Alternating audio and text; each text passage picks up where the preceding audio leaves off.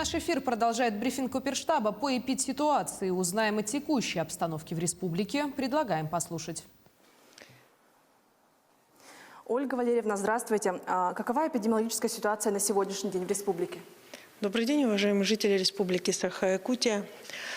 Текущая санитарно-эпидемиологическая ситуация в республике остается напряженным. По данным Управления Роспотребнадзора, зарегистрировано 294 новых случая коронавирусной инфекции. Это высокая цифра достаточно. И в целом для города Якутска характерно наличие 145 случаев. Достаточно высокая цифра новых случаев зарегистрирована в Мирнинском районе, 16 случаев. Но для нас основным является проблема, которая возникает и не может никаким образом на настоящий момент пока остановиться. Это 15 случаев в Усть-Алданском улусе.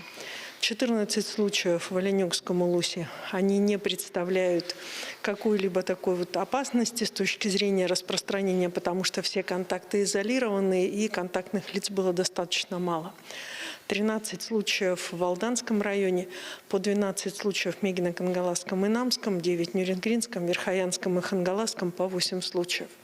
От 1 до 7 случаев зарегистрировано в 9 районах республики. По сравнению с предыдущей неделей по республике отмечается рост на 7,4%, по городу Якутску рост на 7,1%, в районах рост на 7,8%. Необходимо обратить внимание, что темпы вакцинации, которые есть у нас сегодня в республике, они не отвечают тем, скорости и тем темпам, которым развивается само заболевание. Поэтому, соответственно, и в ближайшие выходные дни, которые у нас будут, и которые у нас объявляются для всех граждан республики, а особо важным является те, кто еще не дошел до вакцинальных участков, пройти вакцинацию. Особую обеспокоенность сегодня вызывает заболеваемость в ряде северных районах: Верхоянском, Верхнеколымском, Момском, Оленегском, Аймиконском, Тампонском, Кобяйском и Жиганском. Особое внимание и сегодня, и вчера обращаем на Кобяйский улус. Поэтому прошу глав руководителей районных оперштабов усилить меры по контролю за соблюдением всех ограничений, установленных на территории Республики Саха-Якутия. Я обращаю внимание на то, что с завтрашнего дня начинается и должен быть начат по всей республике полный контроль за соблюдением тех ограничений, которые установлены в соответствии с указом главы Республики Саха-Якутия. В целом у нас 54% взрослого населения прошли первую вакцину, 389 013 человек. Но одновременно необходимо обратить внимание на усиление вакцинальной кампании против гриппа. Всего привито 183 000 человек, что составляет 19% от населения. Уважаемые жители Республики Саха-Якутия, на территории республики зарегистрированы в том числе и вирус гриппа. Соответствующее соединение гриппа и коронавируса дает достаточно серьезное осложнение, в том числе на здоровье каждого из нас. В связи с чем обращаем ваше внимание на необходимость обязательной вакцинации ребятишек против гриппа и, соответственно, самим также привиться от гриппа для того, чтобы избежать осложнений при возможном заражении.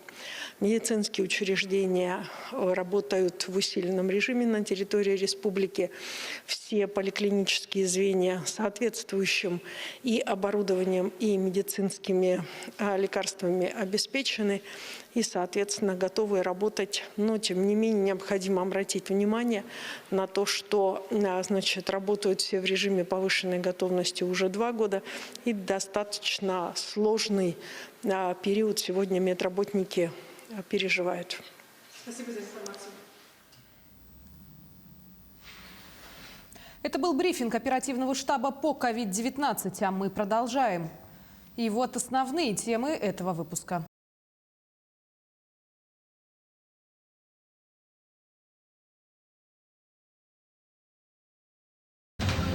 Местность с повышенной работоспособностью. В Якутске планируется создать кластер «Квартал труда».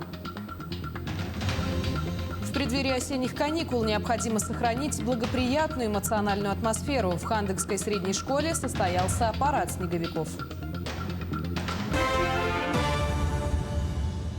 Сегодня в 3 часа 25 минут на телефон пожарно-спасательной службы поступило сообщение о пожаре в двухэтажном многоквартирном жилом доме на улице Ленина в селе Верхневилюйск Верхневилюйского района. Уже через 3 минуты к месту вызова прибыли огнеборцы. В ходе разведки звеном газодымозащитной службы были обнаружены 1 погибший и 4 пострадавших, в том числе 3 ребенка. В результате пожара погиб молодой человек 99-го года рождения. Женщина 90-го года рождения скончалась, не приходя в сознание. 3 детей находятся в больнице. По поручению главы республики Айсена Николаева в Верхневилюйск вылетел премьер республики Андрей Тарасенко и исполняющий обязанности министра здравоохранения Лена Афанасьева, а также бригада врачей из 5 человек. На момент прибытия пожарного подразделения наблюдалось сильное задымление, открытый огонь в квартире. В результате пожара огнем повреждена квартира на площади 12 квадратных метров. На данный момент на месте работают дознаватели МЧС России и сотрудники Следственного комитета. Причина пожара, виновное лицо и ущерб устанавливаются. В тушение привлекалось 3 единицы пожарной техники и 15 человек личного состава Государственной противопожарной службы Республики Саха-Якутия. В Якутии завершилась навигация 2021. На текущий момент завершены перевозки каменного угля, нефтепродуктов, газоконденсата, сырой нефти, метанола, сельскохозяйственной продукции и социально значимых продовольственных товаров. С начала навигации всего отгружено 1 миллион 157 тысяч тонн различных грузов. Это на 14 тысяч тонн больше запланированного плана. Несмотря на пандемию, лесные пожары и низкие уровни воды, все участники завоза жизнеобеспечивающих грузов в республику успешно справились с поставленными задачами.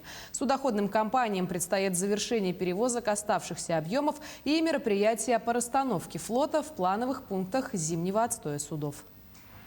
Особое внимание, естественно, у нас ежегодно уделяется арктической навигации. Арктическая навигация у нас начинается с 20 июля и завершается обычно 30 сентября. В этом году в связи с продолжительным теплым осенью было продлено до 15 октября. Все объемы доставлены, это 322 тысячи тонн или 100% до арктических рек. Часть объема составлена на депонацию. Сейчас скоро у нас начнутся зимники и будут доставлены до населенных пунктов. Государственная Дума приняла в первом чтении федеральный бюджет на 2022-2024 годы. Ожидается, что до 2024 года бюджет будет профицитным, а инфляция составит 4%. Известно, что больше всего средств государство выделит на выполнение социальных обязательств перед гражданами. Главный приоритет – это выполнение национальных целей развития России, которые обозначил президент страны. Это здоровье, комфортная среда, саморазвитие, цифровая трансформация и другие. Не остался в стороне и коронавирус. Около 1 триллиона направят на реабилитацию людей, переболевших COVID-19, а также на реализацию программы «Санитарный щит» и выработку вакцины в случае появления новых вирусов. Это, для примера, в полном объеме обеспечить субсидии, дополнительно еще ко второму учению осмотреть субсидии на авиаперелеты, и чтобы это было на автоматизме, автоматически делалось. Моя задача сейчас отконтролировать, чтобы в этих субсидиях было направление именно местных перевозок. Постоянно, когда говорят внутрирегиональные перевозки, говорят, например, грубо говоря, Хабаровск-Якутск. Я говорю о перевозках, например, Черский, Якутск, Москва. То есть это помощь федерального бюджета, исходя из доступности перелетов, она должна и учитывать вот эту вот часть. То есть авиакомпании должны заявляться на эту часть. Якутия получит 412 миллионов рублей из федерального бюджета по программе «Единая субсидия» на креативный кластер «Квартал труда» в Якутске. На выделенные средства планируется завершить строительные работы и оснастить техникой помещения кластера. Подробнее и по порядку в материале Ульяны Шагиной.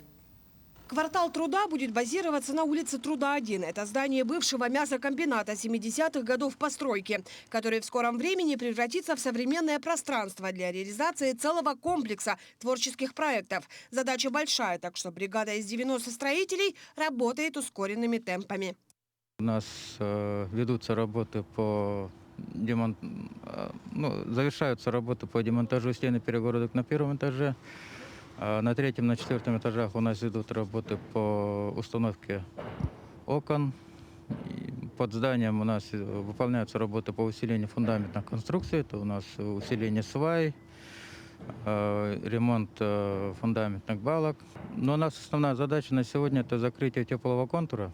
И, конечно, мы прилагаем все усилия, чтобы успеть к намеченному сроку.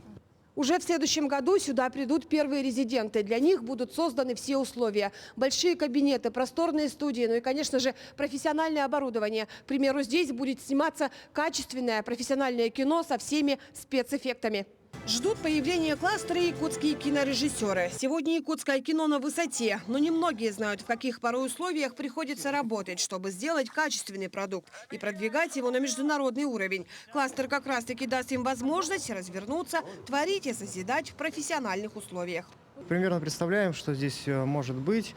Ну, в первую очередь это должно быть место энергии, креативной энергии. Большие студии – это современное оборудование, которое позволит делать качественную современную цветокоррекцию, оборудование, которое позволит создавать 3D-графику и контент, который сегодня так необходим по всему миру, и на него есть запрос. Есть запрос на якутское кино, якутское кино с новыми технологиями и якутское кино более зрелищное, на него будет запрос еще больше.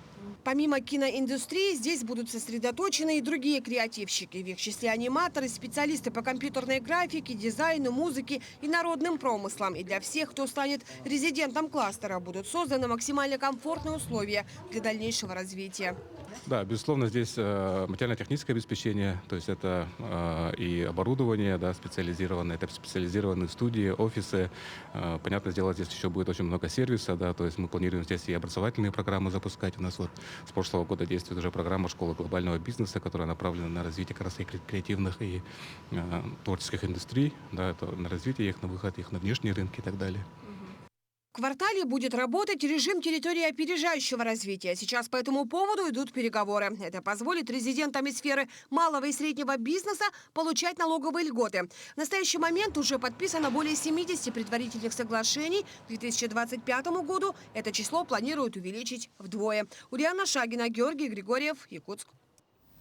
Октябрь в этом году балует теплой погодой, и многие с удовольствием проводят время на улице. В Хандыкской средней школе в рамках месячника психологического здоровья состоялась акция «Парад снеговиков», цель которой – создание благоприятной эмоциональной атмосферы в преддверии осенних каникул. Каждый классный коллектив слепил своего особенного снеговика. Школьники со своими классными руководителями проявили творческие способности, показали, какие они креативные и как умеют слаженно работать в команде. На этом у меня все. Мы следим за развитием событий. Оставайтесь с нами.